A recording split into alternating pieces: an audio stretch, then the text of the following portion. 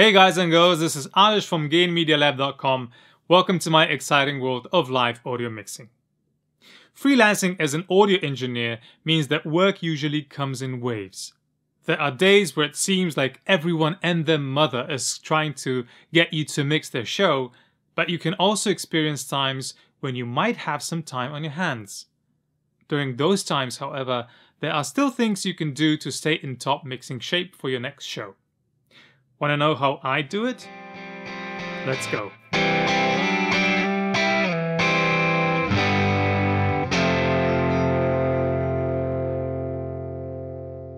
We mostly talk about the technical aspects of our work. The gear, the setup, the endless quest for the perfect tools that make us all giddy inside. But when you mix, most of the work is done before you actually turn a knob, press a switch, or raise a fader. All those actions require you to make a choice, and all those choices are informed by what you hear.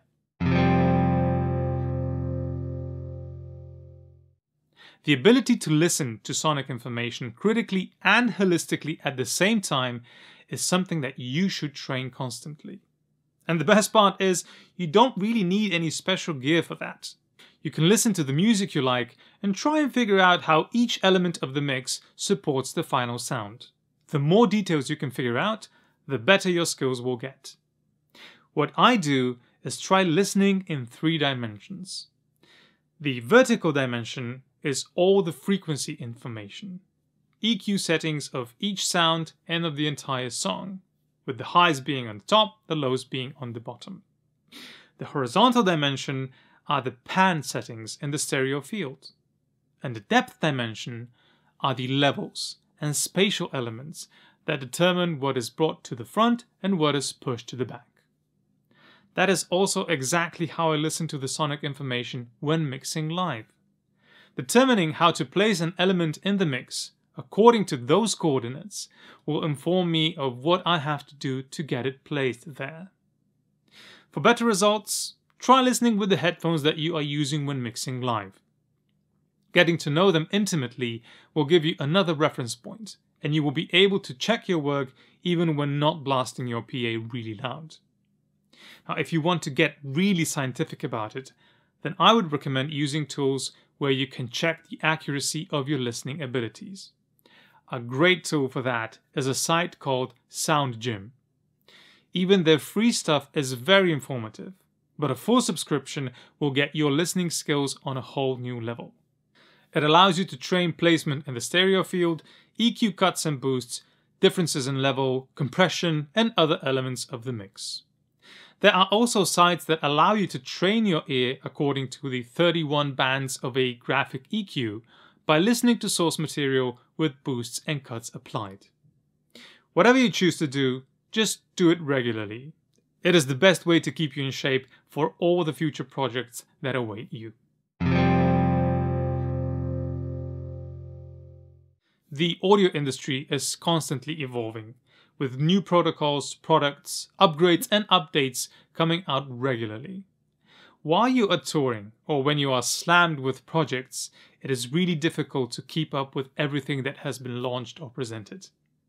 Taking your downtime to learn about new gear, watch presentations on new protocols, or read reviews is essential to staying in the game.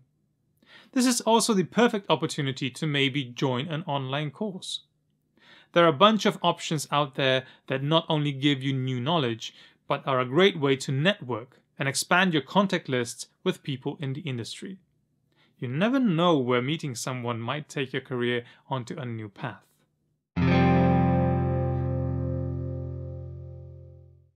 A great habit to adopt is taking notes after your shows, which should include your show files, notes on the venue, PA systems, and anything else that seems noteworthy to you. When you have a bit more time on your hands, these can be invaluable learning tools for your professional growth, especially if you have the option of pairing them with multi-tracks of those specific shows. Maybe you had a difficult show that had you sitting on the edge of your seat the entire time. Now you have the time to go back and revisit it with more time and a clearer vision. You can maybe find shortcuts for your work, or more optimal solutions for your show file structure. This is especially useful if you think you might be working with the same act or at the same venue again. The shows that you struggle on the most could actually be the ones that give you the most information, and that can be very helpful and informative for your future work. Last, but certainly not least, is taking care of yourself. Especially when you finish a difficult tour or a very stressful season, your body and mind are tired. You have to give yourself time to recharge and to clear your mind to have more focus on your future work.